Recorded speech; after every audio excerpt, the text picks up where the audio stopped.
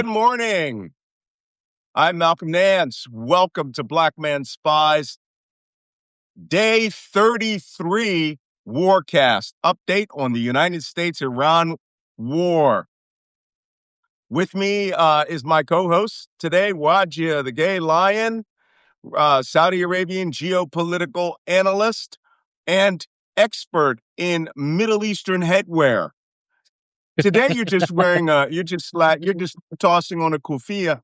I have a lot of headwear today. I promise that I will go get it out of my man cave, and we'll have a headwear off. I got one you will never match. You will never match it. I'm not even going to tell you. It's one Saddam Hussein wore. So we'll see about that. So I'm just telling you.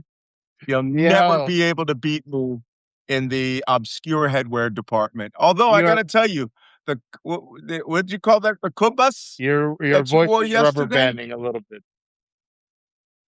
It is. Okay. You know what? I'm going to come off. Let's just wait for a moment. I'm going to come off of my Wi-Fi has not been the best. We had thunderstorms yesterday. And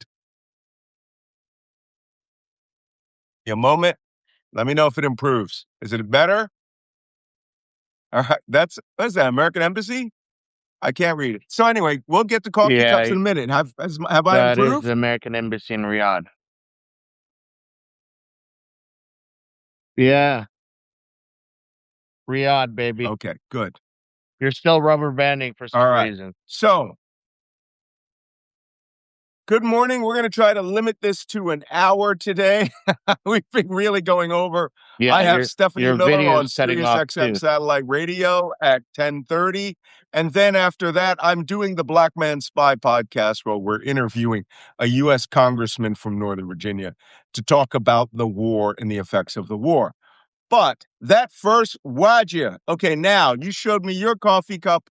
I have to show you mine. Please tell the audience what your coffee cup was again.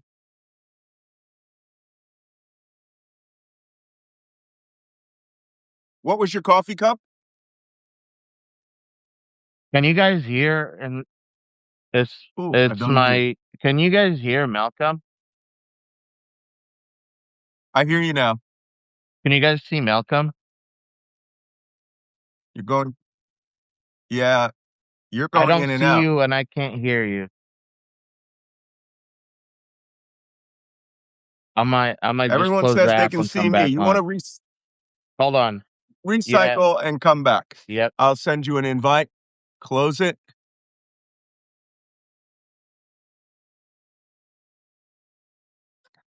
There you go. Well, technology isn't perfect, right?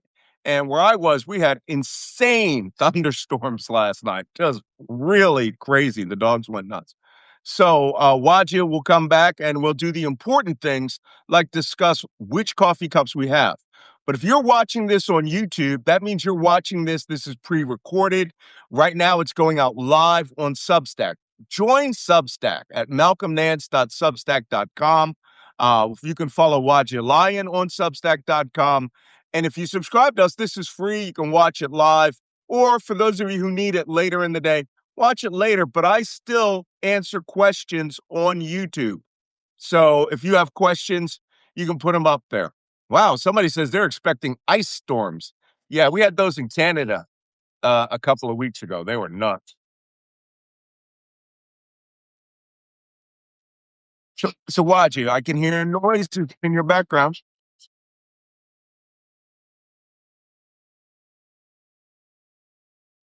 Shit, you're not doing good. I'm still having I a hear hard your time with audio. this. Oh, you I got don't know what's wrong. no, we hear Let's you now. switch devices. I can't hear Well, you or see you. you can't hear me? The Wow, problem you're is not crazy. me. I can't hear you or see you. Like you're cutting off and rubber Everybody's banding the whole time for me. Okay. Well, I'm on my ultimate 5G. It seems to be doing okay. You are having issues. So you're being jammed by ice because you are in Minneapolis. So they don't like that. Oh, although now it's saying my internet is unstable. All right.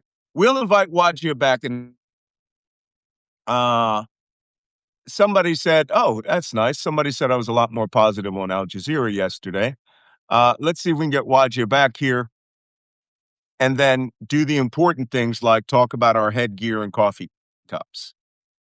So let's see if he responds. So, in answer to the question of what my coffee cup is this morning, every year I take a 2-week trip to England. I'm a member of the Friends of Bletchley Park Society. As you know, that's like the home of code breaking. I even have a brick with our family's name on it at Bletchley Park. And every year I go. And the last time I went, I picked up one of these Prince Charles, now King Charles, uh, a coronation cups, and this is one that I keep nearby, and it's so worn down. I've already drank off most of the gold filigree on it. So that's what I have for coffee cups. We will find out what Wajeeh has for coffee cups. But very interesting. You should always have interesting coffee cups, and someday. For paid subscribers, I'll do it. People have asked me numerous times for a tour of this room. This is my writing office. I can afford a writing office. Let me tell you, as I explain to people, spend a lot of time on ships and submarines with copies of Architectural Digest, and you'll want a really nice office, right? And then I have a man cave where I have I have just so much stuff from my career. It's literally stacked up all over the place. It's also, a place where I can sit and read and do things like that. Yes, it has a leather chair. So we'll wait for Wajeeh to come back. But in the meantime, I'm going to get us going ahead because we want to start. Some people have a very short amount of time. So we're going to start with the Al Jazeera live tracker for casualties. As for, some of you may have known, somebody asked the question. I was on Al Jazeera yesterday for a pretty long segment for about 5 minutes, which is like a lifetime in television, right? So I gave them some insights, which they didn't know that I had spent a lot of time in the Gulf, had lived in Abu Dhabi, and had fought the Iranians numerous times in the Arabian Gulf. So let's see if we can get a live update right now. Still not live updates. Right now, the casualty count, I can tell you if you were watching yesterday, the casualty count has only gone up by 2. One person was killed in the United Arab Emirates by falling debris. I believe it fell on Ajman after it was intercepted. It killed a Bangladeshi citizen. And another person was killed in Kuwait. We will get around to those attacks and the significant impacts that are there. As far as I can tell, the Iranian numbers have not been updated, and which stood at 1,937, and none have been reported in Israel, although Israel was attacked significantly. Just in the last hour alone, there was another 2 attacks. So with that, we're going to go by that and move on to the price of oil. This is the first time that we have really fought a war over oil. Real, like, possession of oil, seizure of oil, price of oil. Today, surprisingly, because there was a 5-point peace plan introduced by Pakistan and Wall Street Journal reporting, which we discussed yesterday, where Donald Trump said that he may, in fact, drop out of this war no matter what and not have the Strait of Hormuz no matter what. The price of oil went down. We had West Texas Intermediate. I can hear you, Wajeeh. I can hear you, whatever's playing in your background. No, it's fixed now, right? Perfect. All right. Yeah, you're good. You're good. So we're on the price of oil. West Texas Intermediate has gone down from a high of 101 yesterday, down $2.56 to $98.88. That's still high. Okay. It was in the 80s the last time Trump did this "I'm going to sue for peace" trick. It dropped down into the high 80s, up from the 67 we started this war at, still pretty high. Brent North Sea crude also fell from the high yesterday of 114 down to $101.70 today. And Marban crude 104, that's one of the local spot crudes, is at 104. The spot price for physical oil out there is probably in the 120s if these have dropped down there. So oil is still high, but it is being affected. I saw a great Wajeeh. Do you got any comments about that? What did you do? Are you selling oil off, Wajeeh? Is that why the price is crashing? You know what? If I could, I would at this point. The price of oil is uncontrollable, especially that the world knows that Houthi is about to close Bab al Mandeb, especially that they have done that Maybe. they have already done that in the past. And they have showed the world that they are capable of doing that when Israel started bombardment and during the war in Gaza. At some point they for the blockade that Israel had, the Houthis were like, okay, we'll close Bab al Mandeb for you, and the world was stopped. Also, Bab al Mandeb is one of the most contested uh water spaces in the world, and one of Yeah. the most shallow water spaces in the world, and where where you would have a few hundred ships passing through Bab al Mandab, you could have a quarter of that pass through the Strait of Hormuz. You could have hundreds of ships, but through Bab al Mandab, you could have a quarter of these ships pass. So, like, you already, yeah, it's like it's slower, but even then, you there are more important things that pass through there, which is oil. And yeah, the global market understands that their oil supply is in danger. Yep. Well, important to know. And that's why the price of oil is fluctuating. Let's go to significant acts. Yesterday, I completely forgot a major significant act. I watched it develop throughout the day. And this morning, we're finally getting imagery from that. I will show you this photograph. This is the United Arab Emirates. And we've talked about the Habshan Fujairah oil pipeline that was built to bypass the Strait of Hormuz. Uh, a few weeks ago, it was attacked. It went back into pumping. And yesterday, it was struck twice at the Habshan pumping station, which is bringing the oil from this area out here, out near Liwa and the Abu Dhabi desert near Ruwais, down in this area. That is a major, it's all you see when you go down there is oil pipelines and oil flares off the natural gas fields. You don't see nothing else out there. And then that's where the big sand dunes are, where you can go drive your car.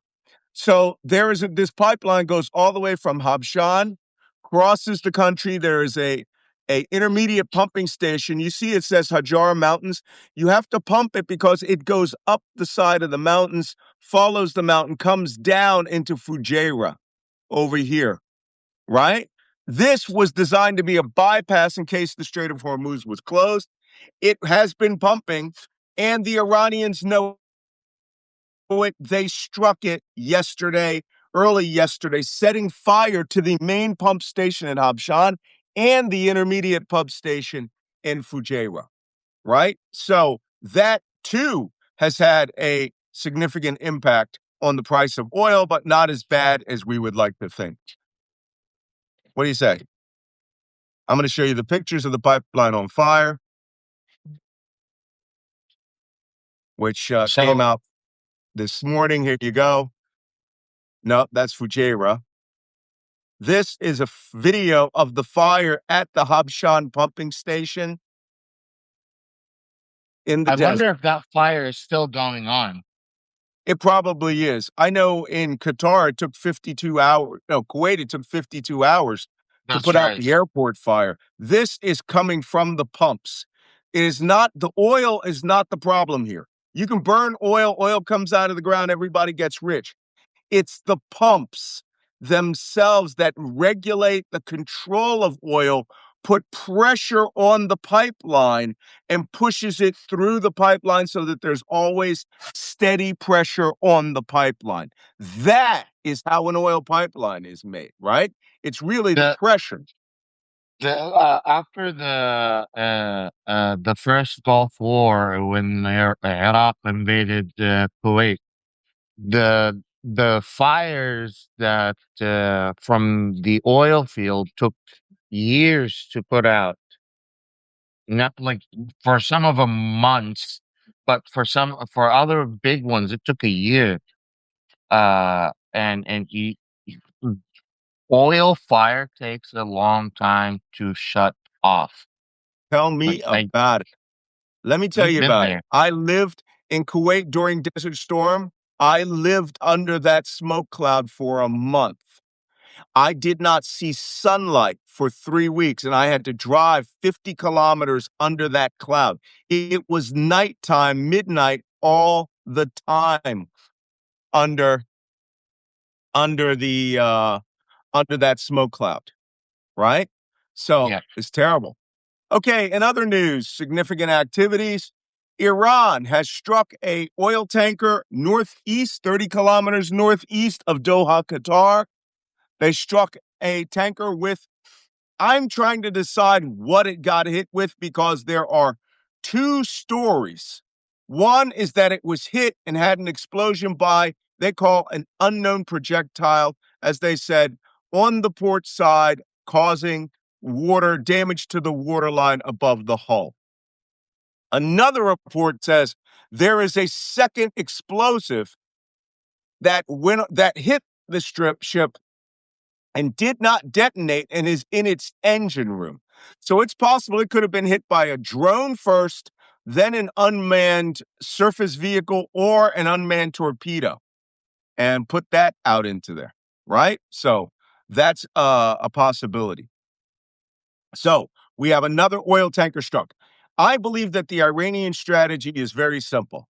Just take a tanker a day to keep the insurance companies away. And it's as simple as that. Right? You just hit that one tanker a day or one tanker every couple of days, and um, people don't It- know what you're doing, right? You just don't waste any of your missiles. Actually, the with initial report on this was, I remember now, I have it written down here under the Iranian section. The initial report on this is that it was a cruise missile that hit this, although some people may have called, Saruch Musayra, right? An unguided missile or guided yes, missile is what people also call a drone. But the Qataris are reporting they shot down two other cruise missiles. So it could have been a cruise missile. But they're putting out one a day, right, to keep the tanker insurance companies away. So but that's that. we've been very lucky that we haven't had a natural disaster yet because of these tankers. Yeah, that's Very coming. lucky. We're overdue. We are really overdue. If the fighting really starts in earnest, if Trump announces something crazy, or we start taking islands thinking we can do them quickly, then you're going to see real natural disasters. Like they hit those tankers off of Yemen and they Yeah. spilled like their entire contents of urea, right? Which poisoned the entire seashore of Yemen, which depends on fishing. Very important to understand. All right. The United States and Israel continues its attacks. The Israelis claim that they carried out uh, 24 major attacks in Iran yesterday on infrastructure. They did not strike any power plants or petrochemical plants. They said they did strike an engineering facility and ballistic missile assembly, which means that Israel seems to have been put back on track by the United States into striking things of significance. On the Iranian side, this is the Patelco telephone company, Bahrain Telephone Company, major hub in Bahrain, was struck by cruise missiles. It hosts Amazon's web services and it was set fire to. We don't know what kind of disruption it's going to have, right? But you saw early in the war, they hit an Amazon facility early on in the war and that actually screwed with pricing in the United States and Canada around the world because they share all these data centers. And as we recall, the Iranians said that they were going to hit. What is the new places that they said they were going to hit? That was yesterday. The Iranians made an announcement that they would hit, U.S. Companies. yeah, U.S. companies, their And headquarters and facilities.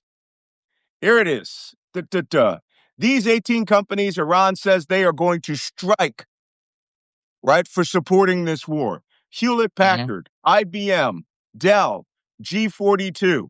That's actually, I think that's Group 4 Securitas. Intel, Meta, which is Microsoft, Tesla. I have no problem with that. Cisco, Apple, NVIDIA, Oracle, Boeing, Google, Palantir, Microsoft, JP Morgan, Spire Solutions, General Electric.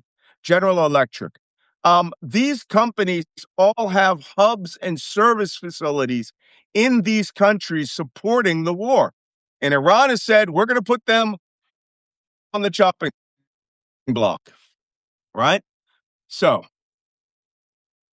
this is a good comment by Mario Noifel yesterday. Iran oil prices dropped 5% in 3 minutes just after Iran signaled it was ready to end the war if it had security guarantees that the United States would not be allowed to attack it again.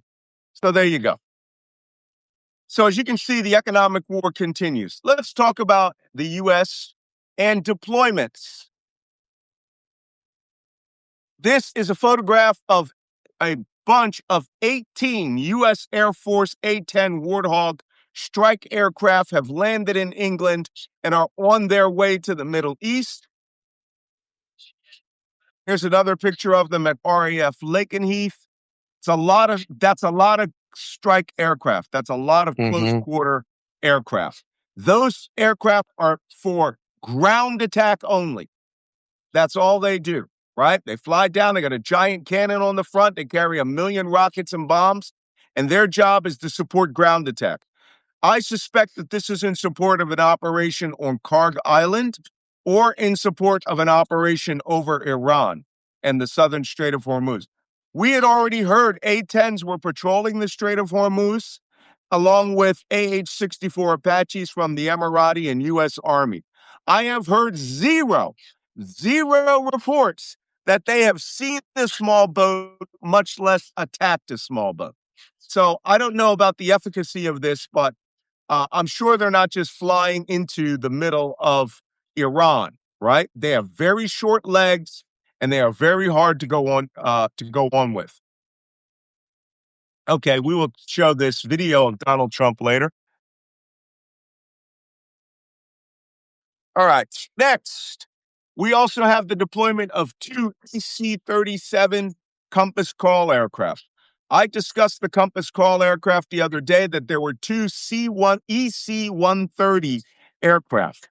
These are highly specialized electronic warfare aircraft that do one thing. We usually deploy two of them to keep 24-hour watch. They can seize your television broadcast, jam them, and introduce television, radio, broadcasts into your country.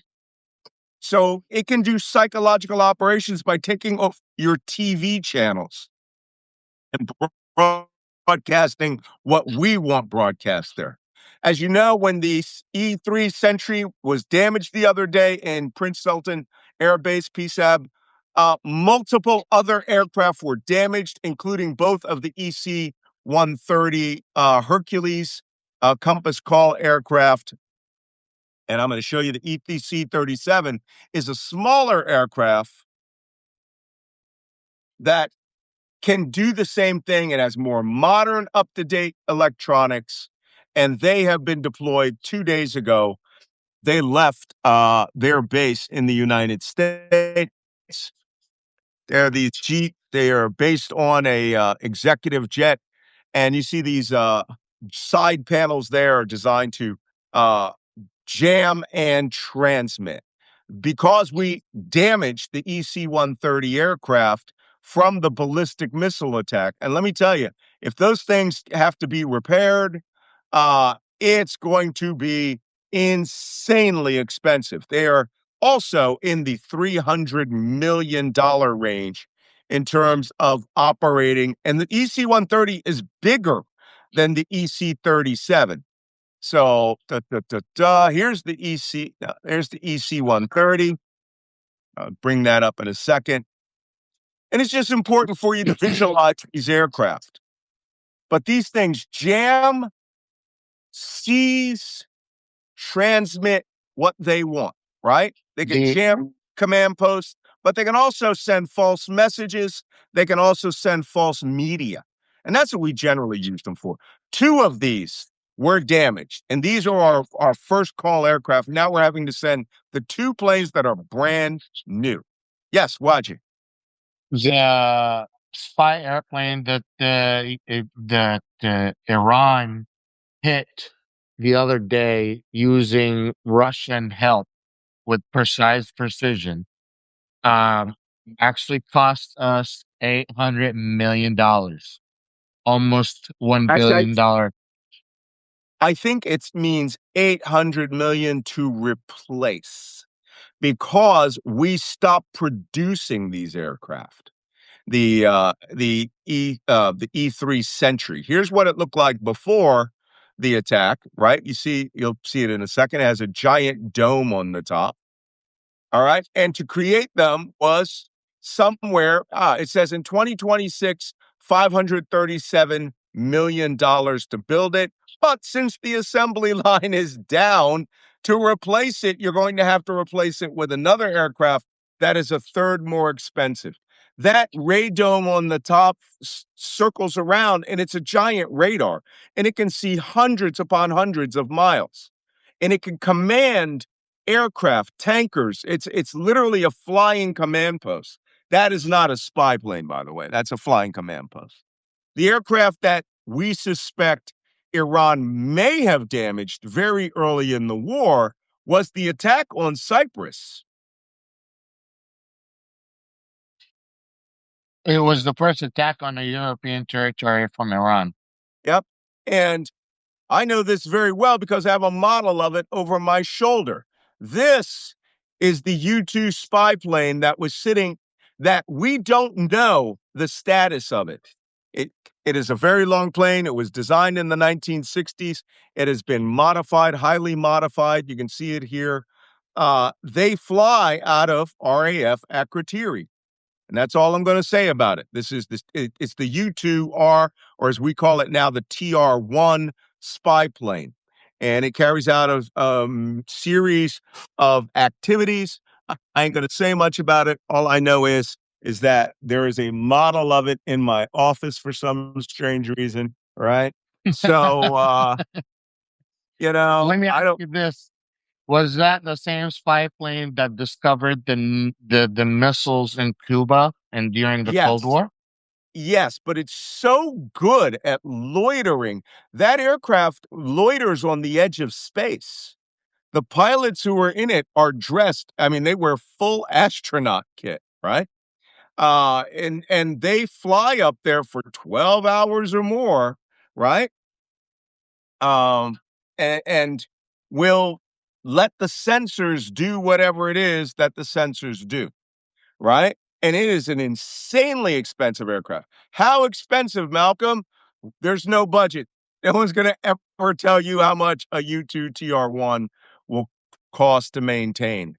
And they are very, very, they're not just difficult to fly, right? They're just hard air. I mean, they're very specialized aircraft. They have like little wheels that have to hold up the wingtips to fly, to Special take off. cameras to And take when they pictures. yeah, and when they land, well, it's more than cameras. When they land, you actually have these Ford, like, supercharged, what are they? These supercharged, like, police-style cars that go out and catch the wingtips. It is just something else, to see these aircraft flying out there. But, as a matter of fact, here is a video of a TR-1 in flight. that you can see as it's That approaching to thing's land. scary. But the one that Gary Francis Powers flew and was shot down in over Russia in 1960, right? That was just slick. We called it slick. All it had inside was a camera pod on the underside. And it was flying out of Turkey into or over Russia. And the Russians developed the SA-2 guideline missile, which we've used attacked us in Vietnam everywhere, and shot it down because the SA-2 could go very far, very high and into altitude. And these fly at 60,000 plus feet. And in Vietnam, the SA-2 was developed for this airplane. Uh, and they called it the flying telephone pole because it was so long to have to get up to 60,000 feet to shoot down a U-2. So we don't know the status of that, but we saw a plane go right through the middle of the hangar. Whoops. Hopefully it was on mission and all he did was damage the hangar. Okay, other deployments. CBS News reports that U.S. commanders requested of the Pentagon or submitted to the Pentagon their plan to handle, this is an interesting intelligence indicator, to handle hundreds, if not thousands, of captured Iranian Revolutionary Guard Corps members and soldiers. So there you go. Oh, somebody says, I hope you guys, can you hear me, Wajeeh? Okay. Yeah, I can hear you just fine. Okay. So that is interesting because that means if we're going on the ground, we capture people, we're not just going to shoot them and dump them into a pit. We send them back and process them for intelligence, and they have to go somewhere. And at this point, my guess would be Kuwait, because you don't want to, there's the 5 S's, right, of handling prisoners. You have to secure, silence, speed, safeguard, and what's the word for interrogate? Well, there's an S word for interrogate. Sorry, I was a prisoner handler during Desert Storm, and then when I was at SEER school, I interrogated students, including Greg Kelly of Fox News. Actually, I think he's at Newsmax now. He's a Marine Corps pilot, and that guy brought me in for an interview one day, and it turned out I was the waterboard chief for Greg Kelly, so he does not like me. But he was a Marine pilot at the time I was at SEER school. So I will get the 5 S's for you. Let me ask That you being this. said, Are they going to take them to Guantanamo? hell no, because one, that's a very long plane ride. You don't want a long plane ride. You want a short plane ride. You want to take them somewhere in the region where they can be repatriated. I'll tell you where they're not going. They're not going to take them to Iraq. The Hesed-Shabi will come down and break them out of prison. As a matter of fact, we have a significant Iranian attack that we have to talk about that was carried out by the Hesed-Shabi. Okay, so that's it for U.S. deployments. A-10 Warthog, AC-37 Compass Call, jammer aircraft. They want new prison camps, which tells us that if we are not going to invade Iran, they are putting in all the resources just in case, right? So, next, on the Iranian side, significant attacks. One, Israel has been hit with 4 ballistic missiles in the last 24 hours. That's my count. Daniel Demendenberg, if you're watching, hey, let me know if that's the right count of missiles. I was counting them, watching Al Jazeera, and just as we came on, a 4th missile hit. They have been using cluster warheads on Israel. This is now pure harassment. They I was really, going to really. mention that. Go ahead, mention it. Because the one single missile that a cluster bomb has about another 100 bombs in it.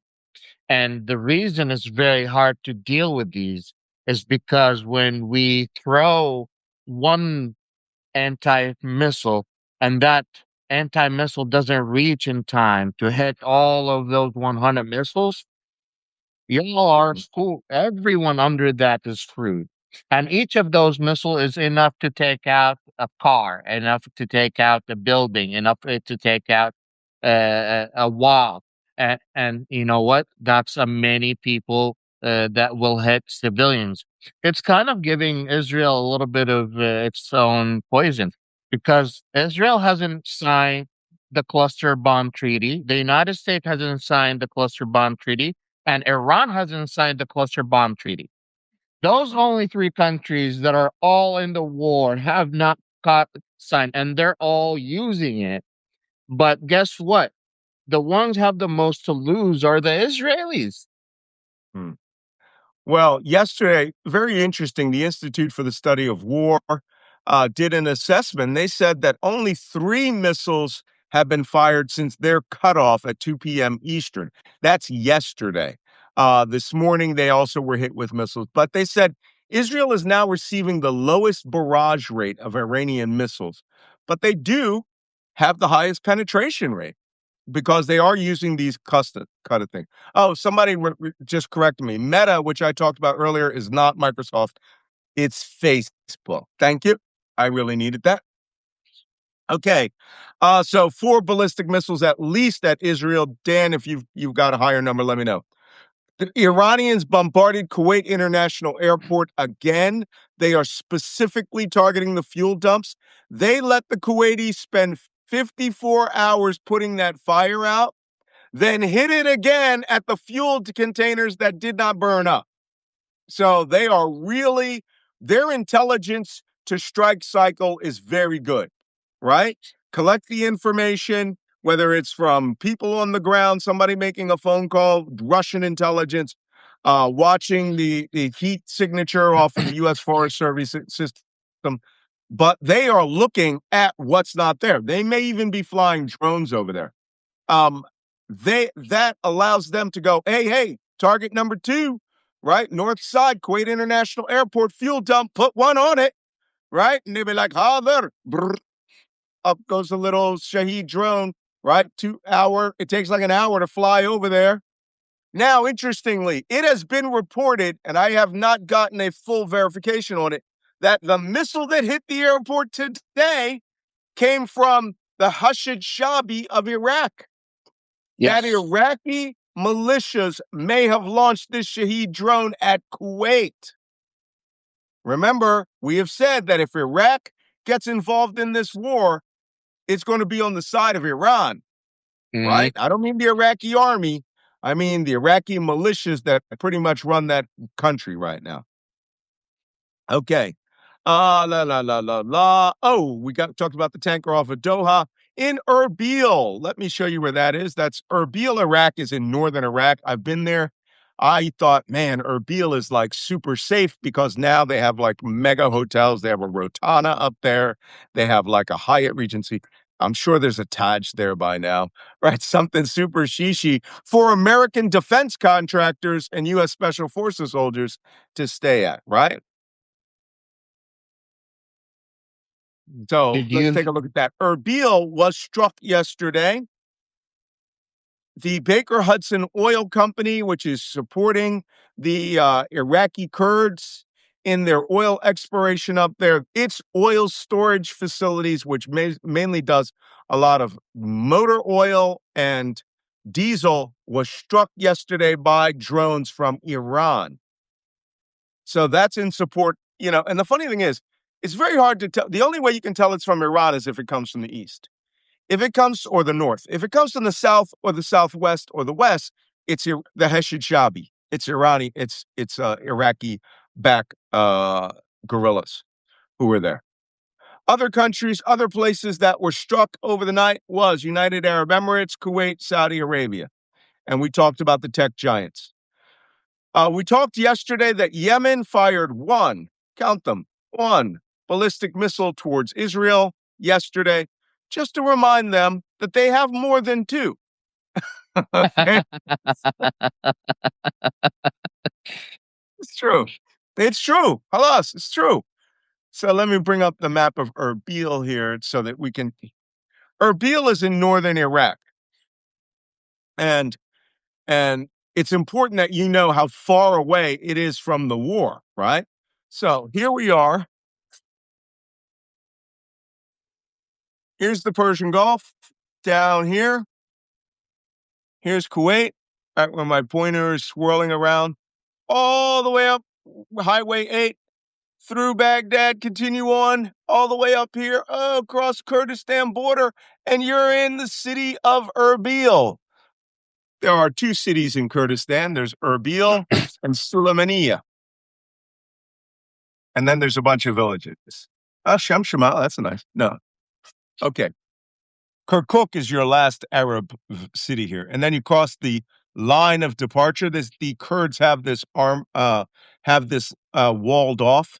And then the city of Erbil was struck by drones, which could come from, if you see where Suleimania, here's Marivan. Marivan right here down in the lower corner where I'm pointing, if you can see that pointer. This here is all Iran. Marivan, Suleimania are almost side by side. You can drive over 15, 20 minutes. And Erbil is where the headquarters of the government is there. Right? So the war is not just way down here in the Arabian Gulf or the Persian Gulf, whichever one you want to call it. I use it interchangeably. Right? So that being said, Gulf states, we're going to talk politics now. So in the Gulf states reporting, the political writer Shoshank Joshi was very good, well sourced, says the United Arab Emirates is coming off as the most militant of the Gulf state countries, and that they are waiting to join the war with the United States. Now, I've been saying this for almost a month now. I think I've said it every day for a month now. This is about 3 islands. And the problem is, if the Emiratis and the United States invade these 3 islands, Iran will view it as a ground war. Yes. Right? And they will take a very dim view of this. And those islands are Greater Tomb, Lesser Tomb, Abu Musa Island. I haven't been on them, but I have been all around these islands. I'm going to show you this right now. Here they are. The way to think about them is they are under the tail of the shark, right? Yeah. Here's the tail of the shark. Here's Kishem Island, the one that's shaped like a shark. Here, look under the tail of the shark, Greater Tomb, which is a giant IRCGC base, Lesser Tomb, which is like a tiny little atoll, and Abu Musa Island. Emirates wants those back. They were taken by the Shah of Iran in 1971. And if they jump in, that's what they're going to want. And the only way that you're going to be able to tell is if, I got to tell you, there are some things you can and cannot hide. If the United Arab Emirates amphibious assault ships down in Abu Dhabi start moving places, then you know where they're going. As you can see, Abu Musa has an airstrip right down the middle of it. There's a tiny harbor here, right? Here's the airport, is the entire length of that island. Here's the tiny village of Abu Musa here. It's an IRGC headquarters. We have been striking this island and Greater Tomb Island at IRGC positions and sinking their small boats, right? This would actually be very easy, a very easy operation to land United Arab Emirates Special Forces. Full disclosure, when I lived in Abu Dhabi, I worked with, what do they call them? UAE SOC or UASOC, which is, well, I won't tell you where they're headquartered. But anyway, they have a pretty capable force. What's the percentage of the U.S. UAE military that are foreign soldiers? Do you know? Very little. Very Okay. little. The Emirati army is not a mercenary army. To be in the Emirati army, you got to be an Emirati. So, and they got a lot of it. They got some. Oh yeah, back in the old days, they had everybody was mercenaries. The only mercenary troops in the country are the security guards on the palaces. They're all from Colombia, and that was a deal made by Eric Prince 10 years ago. When I lived in Abu Dhabi, I actually have a copy of that contract because they tried to recruit me into that little cabal of theirs and the Critical Infrastructure Security Agency with all these ex-NSA people that were spying on Americans using Israeli software. So interesting. Let's take a look at According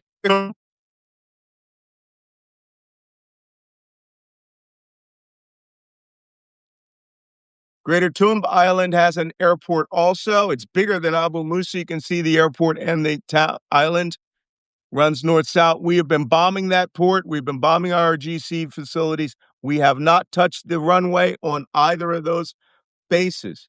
This place is a good candidate for a UAE, combined UAE, U.S. Marine Corps amphibious landing.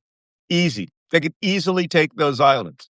Now, you're going to have to stay there when the drones come, but you could take it. Lesser Tomb, you have to take because even though it's a spit, right? It's a small atoll. There's no airport on it. There's only the IRGC boat harbor that's on here. There's supposed to be bunkers on all of these things. We can go down and do a zoom in. These are revetments. You can see this right here. These things right here, these are defensive revetments for probably anti-aircraft. This right here, see that? That's a tunnel entrance in. This is a drive-through shelter. Either it's designed to drive through and sit under, but if they're going to do that, they're going to go inside. Drive out, come up onto the launch pad. So that would be a surface-to-air missile launch pad or a cruise missile launch pad. We're blasting anything that looks like concrete on these islands, right? So Greater Tomb, Lesser Tomb, Abu Musa, in the course of a day, they could take that back and reverse the Shah of Iran's thing. The problem is no civilians will ever be able to move back there and live peacefully and fish because the Iranians, the minute this war is over and the Americans leave, they will come back and they will land on that island and take it. Or they'll cut a deal with the Emiratis. They were like, yeah, you can have it back. All right. You know that as of this morning, the Emiratis stopped considering the war and now are preparing for the war. I wanted to add that to what you were saying. Well, this is it, that they are waiting to join the United States forces. All I'm going to say is this, and I said this on Mario Nofal. I know there's a lot of, non-professional naysayers out there, people who are not in this community, but I am. Okay, I have been looking at this for 40 years, spent 2 decades in that region. In and around these islands, I fought the Iranian Navy. I'm going to say that every time I talk to you, because there's a lot of people out there, well, this guy has a PhD from the University of blah, blah, blah. I have a PhD, and they almost killed my ass those islands, right? By 150 feet, they missed my ship, only because our technology was slightly better, and we had a third-class petty officer who was on the ball that moved our ship out of the way of this missile. These things are based on luck and some skill, but luck plays a lot of it. There are a lot of things that can happen up there. So that being said, we need to move on to the most important component part of this show, stupid shit Trump said. For those of you who don't know, Donald Trump announced yesterday that he will be making a presidential Oval Office announcement tonight. And I'm going to tell you, there's a reason that he's doing this. Because the price of oil and the part that we're getting to in terms of this war is very close to breaking the global economic order. And I mean, everything shut down. No fertilizer get out, no nothing get out. No oils get out. Petrochemicals stop. People stop making advanced electronics that need the helium. Medicines, the generic medicine market in the world collapses. Oil production collapses. This is all on top of the fact that Europe and NATO said that they don't want to participate in this war. As a matter of fact, I have a cute little cartoon for you.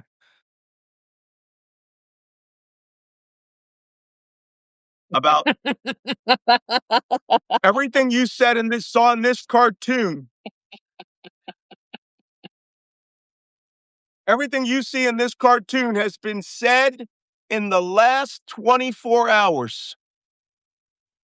And then Donald Trump has decided he's going to make an Oval Office announcement. He did ask NATO to come in and bring ships in and to clear the place. And it's your oil. If you want that oil, well, we're not going to do it. You do it.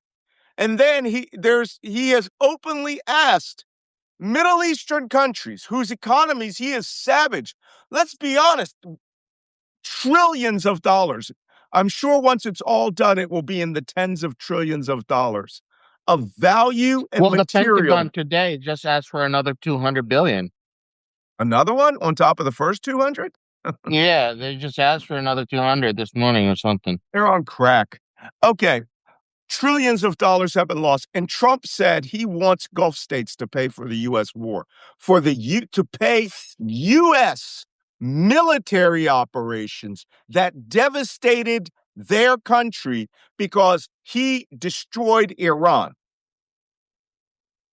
This is madness. So Trump is supposed to be making his statement tonight. What time is it? I think 9 p.m. Eastern. I will look it up right now. And that leads me to announce that I will be doing a special paid subscriber at 6 p.m. Eastern time tonight. It is absolutely going to happen because only two things can come out of this. So first, let me look up Trump Oval Office address. I don't know why I didn't write this down. 9 p.m. Eastern. 9 p.m. Eastern. That's prime time. Trump will make an Oval Office address. For once, I'm going to watch it. Usually I don't. I don't watch him at all. They're usually him spouting gibberish. But that leads me to why I'm doing a 6 o'clock tonight. All right. As soon as I'm done this broadcast, I will send out the invitation for paid subscribers. Please become a paid subscriber. Watch what I have to say because it is highly detailed. It is nothing that I've said here before. I am not going to write an article on this. I'm going to open it up and leave it out for paid subscribers. Somebody says U2 was 1953. Is that when it was designed? Awesome. I am going to do a paid subscriber tonight called Taco and Tactics: How We Will Invade Iran or Go Home. Those are the only options we have here. Trump will always chicken out, which is what we call taco. Trump always chickens out, or he is going to ramp this up so hard, and it's been guaranteed by Pete Hegseth and General Kane, that they can take all of those islands quickly and hold them for a couple of weeks and claim that the Gulf Islands are open and that he just wants to take card for a few days. Or he could go apocalyptic and decide we're going to invade Iran with the parachute forces and take the nuclear weapons, and they can get that in a couple of weeks and get out by the end of his own self-imposed 2-week deadline, which will see this podcast go crazy. So tonight, 6 o'clock Eastern, I will send that reminder out as soon as I'm done here. It's for paid subscribers only because, we have almost 5,000 people who really, you can interact with me. You can ask questions. You can even ask to come on video if I know who you are. Some of you, like Ru Rizuki and some of our bigger long-term subscribers out there. And we can bring you up as an invited person and hear what you have to say. But I'm going to tell you here's what I'm going to lay out tonight. Each scenario: the Strait of Hormuz Islands, Abu Musa Tumb, right? Then Karg Island, and then a jump into Iran to take either the nuclear materials or to take the bunkers at the Yazid ballistic missile complex. I'm going to tell you tonight exactly what you are going to see before this happens, and exactly how it's going to happen. Because I was listening today, my good friend Ian Bremmer from the Eurasia Institute, wonderful guy, super rich, runs an incredible think tank, just doesn't really know anything about how this is done. We are not going to parachute forces onto Karg Island. You can't. It's only 8 kilometers long, and 4 kilometers of that is oil facility. Your parachutes can't get down there. So you're going to fly on, right? But who's going to fly? What are the first things we're going to see? I'm going to tell you the first thing we're going to see if it's Karg Island. You're going to hear a report that there is shooting and fighting in the Northern Arabian Gulf, shooting and fighting in the Northern Arabian Gulf, and that fighting is happening first at the gas oil platform near the Forzan oil field and a tiny, tiny little island that I have been on called Farsi Island. And if you guys want to, you can go on Google Earth, see Farsi Island. It's about 100 kilometers southwest of Kaarsbo Island. Nowhere near it, but we got to take Farsi Island before you can even think about going to Kaarsbo. Whoa, I'm getting reports here that people want me to change the time to 7:30 p.m. Wajeeh, what do you think? Are you available? For you, absolutely, my friend. Because they're saying we should do this in advance of the president's speech. Before the Vote. speech, huh? Let's take a vote. If for those of you who can make comments, just say, should you want to see it at 7:30 to 8:30? And then we can all watch the crazy speech together? That would be hot. Maybe My we'll do two calendar is separate open at the moment. lives. 8 o'clock is what whoa, 7:30. We'll get a vote, but you will see it. Watch your emails tonight, after I'm done this, because what we're getting is we're getting people who are asking for this to be changed so it's closer to the president's speech. And again, it's going to go only in one of two directions. Trump is going to chicken out and declare war is one and walk away from this, or he is going to ramp this up and the military operation for Kaarsbo Island is already underway. I have some doubts about that, but we're going to talk about that tonight. Wajeeh, what do you think? I I was looking if you could actually do a questionnaire on your message chat, but I haven't found that yet. There's a way where we could ask people to give us time, but I will look into that Well, and give you. right now, my Oh, assistant is getting them. People are putting up their comments. sure. I'm really thinking more like 7, because Trump's speech starts at 8. So either we can do a special and of the tactics or the taco, and then we can all do a live watch of Trump's speech. What do you think? That'll be a 2-hour special, That's 8 fine to with me. 10. That's fine with me. All right, let's call it that. Boom. We're going to do it at 8 o'clock tonight. First, we're going to have the discussion about what Trump's going to do, right? Taco or tactics. And then we are going to live watch Trump's statement, and then we can all make fun of it. And those of you who are paid subscribers, you can comment with me. You can interact with me.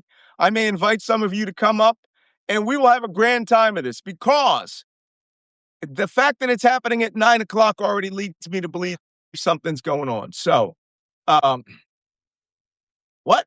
Somebody says Qatar wants their luxury jet back? I don't think so. Let's go to the last few comments. I have to go to the Stephanie Miller radio show here shortly. If you guys aren't listening to that, that's Stephanie Miller on Sirius XM radio.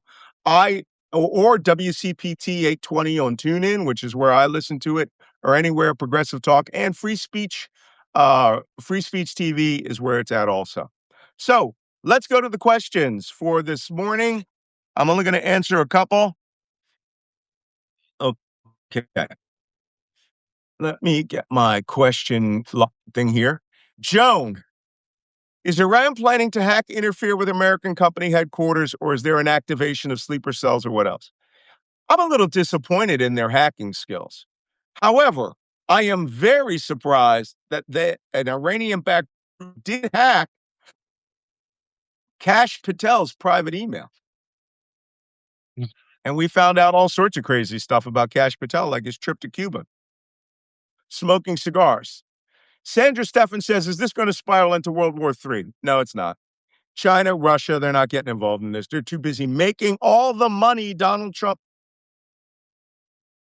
Propaganda fella asked, who is giving away satellite images, Russia or China, and why is this accepted as if it was a normal thing?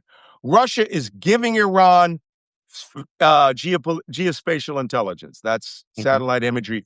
They can buy and get for free Chinese geospatial intelligence. I'm sure there are many, many groups all around Iran. These are the sort of things you would put in an internet cafe, right? You would have groups, and then you would have an IRGC fusion cell. That would be several of them. Like each regional command, each of the 31 commands would get a set of prospective targets and good intelligence on that.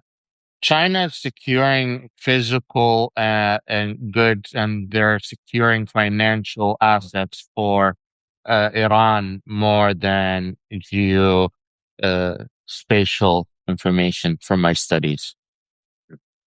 Denise Clover asked, if Trump walks away from this mess, what do you think happens to the Middle East? Do you think Israel and Iran would keep fighting? What do you think? I think the GCC nations, that's their worst nightmare at the moment, and that they will be left in the middle to finish the war. Israel will have precise targets. Israel has openly stated they're not going to put their boots on the ground for the Iran war. They already are spread too thin.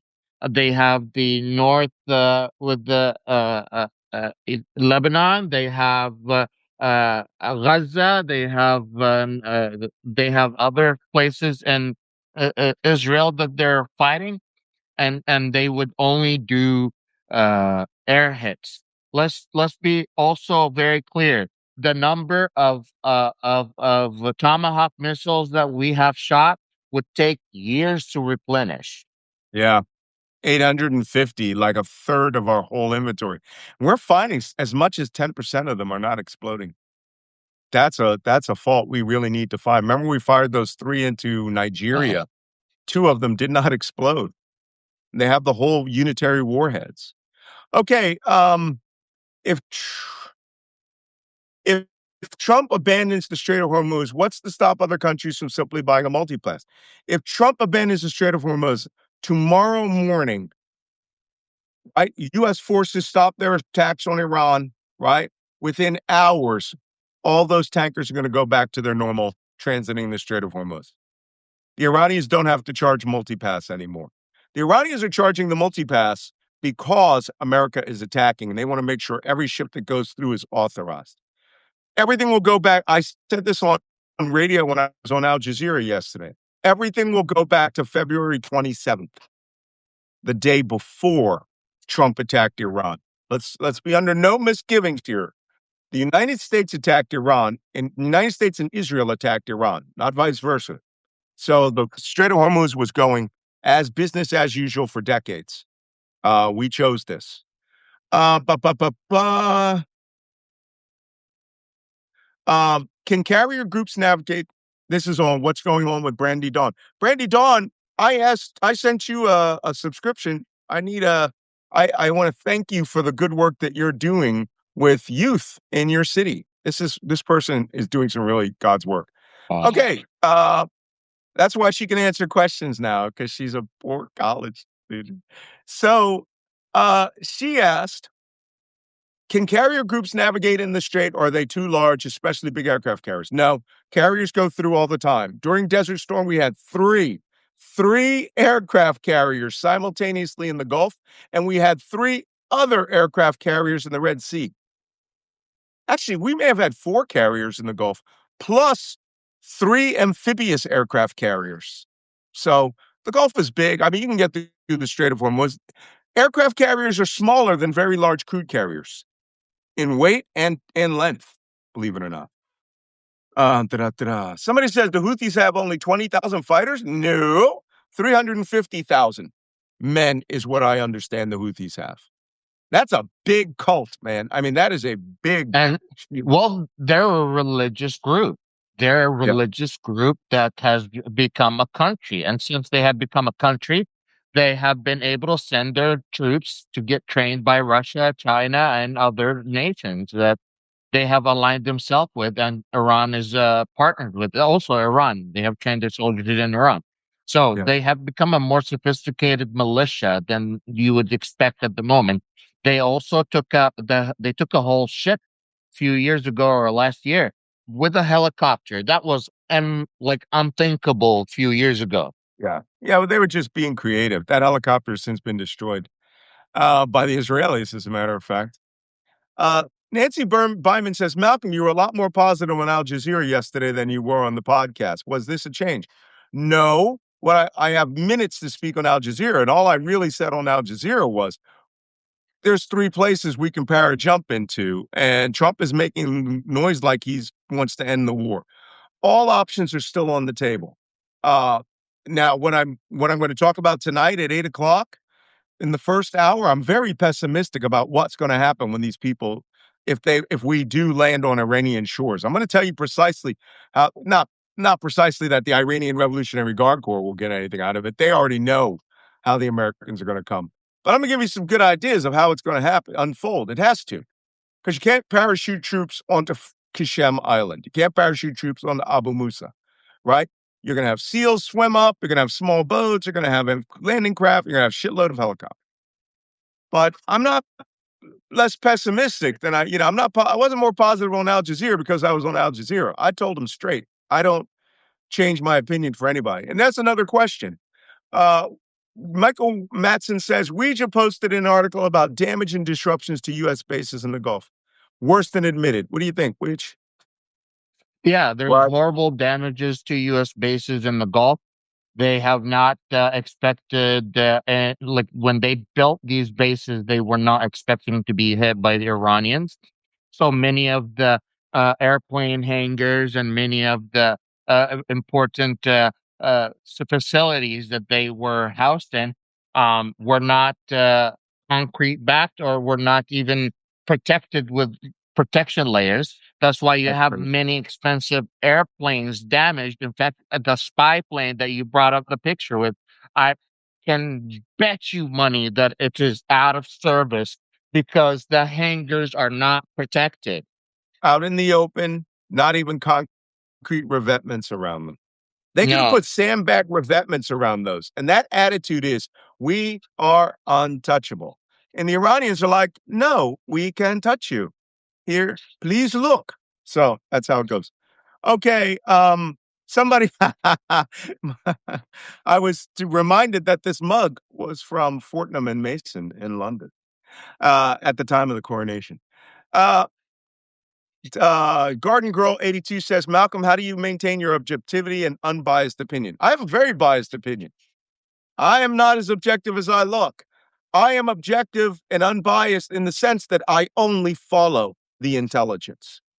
I am way too skilled in this game, way too savvy, way too culturally knowledgeable to ignore the things that I literally see the White House ignoring right now, right? They're racist, they're white supremacists, they have a contempt for everyone that they're fighting with and for. They don't really like the Saudis, they like the Saudi money, right? But I'm sure that they're using, horrible terms about them behind their back whenever they get crossed. And now they're like, have the nerve to start this war, lose trillions of dollars. And it's like, now go pay us for doing this. Really, pay us for doing I'm this. That's talking. I'm interesting. talking to my Saudi insiders in the royal palace, and so and the royal family and Mohammed bin Salman are quite pissed off. Like, just to put it bluntly, they're very pissed off how Trump humiliated him on national television in front of the world. They're quite Hmm. pissed off that Trump is asking them to pay for a war that they did not get a head start on. They're quite pissed off that Trump might pull out of the war and leave them hanging. They have multiple reasons to be upset with the Americans, and this may hinder the future of Saudi American relations forever. Yeah. Okay. And last question. Wajia, do you have family in the war zone? That's from Susan Malmberg. Unfortunately, Or yes. Stushi Malberg. You do? Yes. Yeah, in the Riyadh area? All over Riyadh, Jeddah, Khobar. I have some in Qatar. I have other family members in Hobart. UAE. Wow. Up in Hobart? I've been there. Yeah, all over, all over. Even Yeah, that place can get it. That's on yeah. the coast. Okay. That's it for questions for today. Okay, I'm gonna step out of here because I have to do radio as satellite radio. but I will send out the alert for tonight's taco and tactics, paid subscribers only. Join up, $7. Oh, I found out something interesting. We're like the cheapest paid subscriber on Substack. Mm-hmm. $7 a month, $70 a year. $5 for me and $35 a year. You're less. Yeah, but you're on mine all time. But I heard most of them are like 20, $25 a month. I'm like, why? This, by the way, is why I have a lot of time off to look up things. So, 8 o'clock tonight. Be prepared for this to come into your inbox shortly. That's Taco and Tactics. How will we either invade Iran or Yeah. run away? That's what it's going to Yeah. be. We're going to invade Iran or we're going home. One of the two options. I don't think there's an in between. If there is one, we're going to watch Trump say it and be very surprised. And I can read all of your jokes. By the way, if you have tacos, I will be ordering tacos for myself from our favorite Mexican restaurant because there ain't no way I'm going through this without tacos and margaritas. I'm going to have margaritas going here tonight. So get your margarita glasses out. Wajeeh, I don't know if you drink. It's because haram, No, I'm an ex-Muslim, mashar, so I like to do haram stuff. la sharab alcohol. Yeah, yeah, yeah. لا لا Okay, يشرب الكحول. don't drink alcohol. Okay, okay, guys. See you all tonight or tomorrow. Oh, by the way, if you're watching this on YouTube, come subscribe to Substack, malcolmnance.substack.com, which means you're watching this later on. Feel free to subscribe to Substack. YouTube also. We have 167,000 followers, trying to get to 200,000. And on Substack, I am trying to get to 100,000. Please press that little rondelle at the top before we sign off that says Black Man Spy. Subscribe to Wajeeh Lion and myself. All right. Thank you, everybody. See you tonight for Tacos and Tactics. Bye-bye. Have a good one. See you soon.